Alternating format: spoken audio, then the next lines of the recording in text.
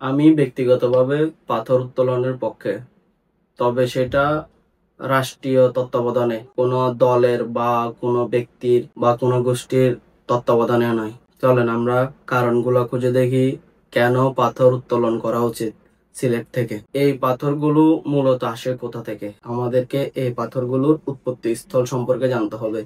এই পাথরগুলো মূলত আসে মেঘালয় রাজ্য থেকে। যখন ভারী বর্ষণ হয় বর্ষাকালে, পানির স্রোতের সাথে বা বন্যার পানির সাথে এই পাথরগুলো ভেসে আসে।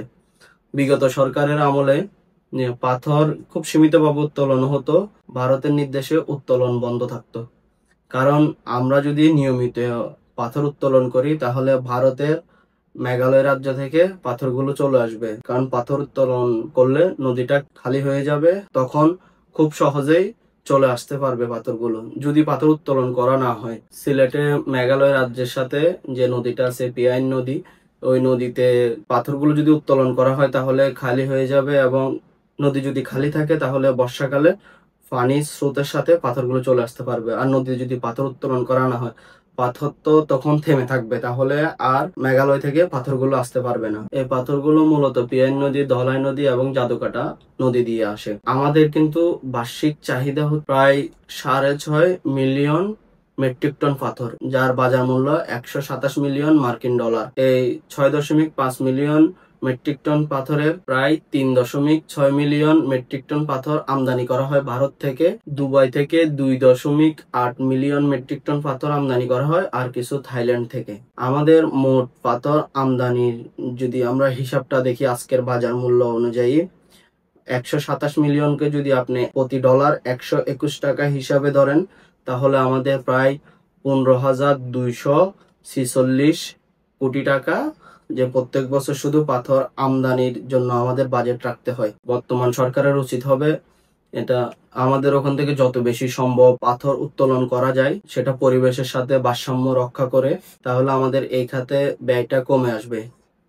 এটা যেহেতু একটা প্রাকৃতিক বিষয়, যে ভারত চাইলেও এটা বন্ধ করতে পারবে না। আমরা যদি নিয়মিত পাথর উত্তোলন করি তাহলে ভারত থেকে আমাদের আমদানি অনেকটাই কমে যাবে।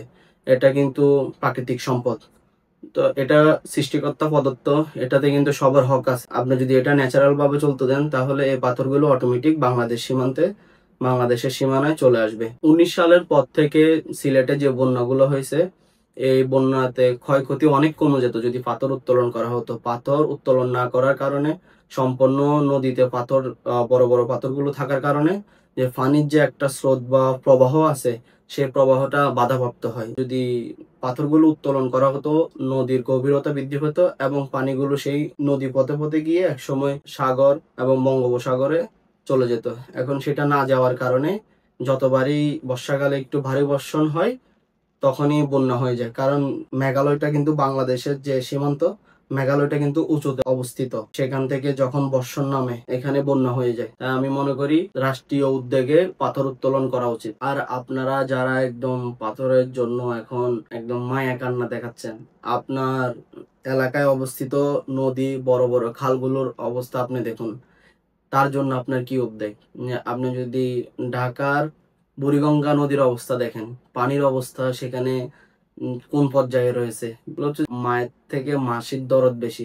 আপনি নিজের এলাকা দূষণ করে ওই আপনি সিলেটে যাবেন ঘুরতে, তো সিলেটের ওরা কোথায় যাবে? আপনার এটা যদি সৌন্দর্য থাকতো, সিলেটের এরা তো আসার কথা।